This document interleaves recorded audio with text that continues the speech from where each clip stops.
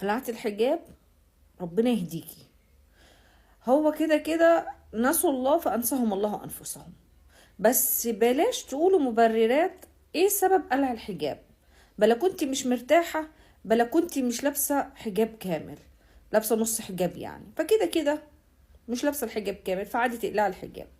عايزة اقولك انتي ربنا يعينك على نفسك، فخلاص كلامي مش ليكي، لان انا مهما هقول مش هتقتنعي، لانه دماغك كده راكبها حاجة معينة ومش هيفرق معاها كلامي. انا كلامي للبنات اللي بيتابعوكم، اللي بيبقوا لابسين الحجاب ومخنوقين منه، بيجاهدوا ان هما يلبسوه يبقى حجاب كامل، بيجاهدوا ان هو الشيطان بيلعب في دماغهم وبيقول لهم اقلعوه، ما انتوا كده كده مش لابسينه كامل، مبينه رقبتك، مبينه شعرك، لابسه بنطلون. فتيجي انت سيادتك تقولي ما كنتش مرتاحه فيه ولقيت شكلي احلى من غيره، فطبعا البنت تشوفك فتقتضي بيكي فتقلدك فتشيلي ذنبها وذنبك وذنب ناس كتير جدا هيقتضوا بكلامك. فخليني اقول لكل بنت لابسه الحجاب نص حجاب مش حجاب كامل زي ما انتوا شايفين، وان ده مش مبرر ان انت تقلعي الحجاب. ليه؟ لان انت في النص.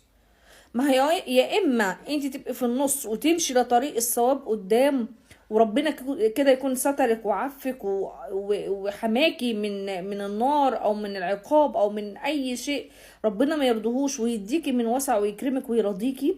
يا اما تروح النص الناحية التانية، ناحية التخلي عن الحجاب والشيطان وطريق بقى، طبعا ما اقولكوش بقى طريق الشيطان بيبقى فيه ايه غير انه نسيت الله فانساكم الله انفسكم، فهتلاقي نفسك رايحه للحرام للحرام للحرام للحرام بدون وعي.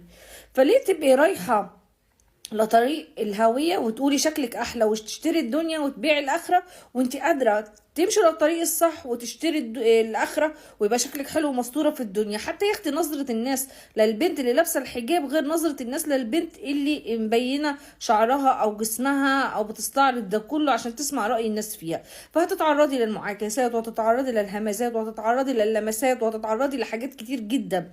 اما المحجبة اسمها حجابها ساترها فحاجبها عن قول وفعل الناس. فربنا يحفظ بناتنا وما تقتدوش بأي واحدة بتتخلى عن حجابها، لأن دي أول التخلي، ثم بعد كده يعني هتلاقيها نفسها بتتنازل في حاجات كتير جدا. تخلي واحد لوحده مش كفاية، ده يجيب عشرات التخلي بعد كده. ربنا يستر جميع بناتنا وما تقتدوش بأي بلوجر تقول لكم لا الحجاب ما دام انتوا لابسين نص حجاب وهتبقي الأحلى. ولو تعرفي إن حلاوة الست المفروض ما تبانش غير يعني لأبوها لأخوها لجوزها من بعدهم، أما عدا ذلك ما ينفعش، ما ينفعش والله العظيم.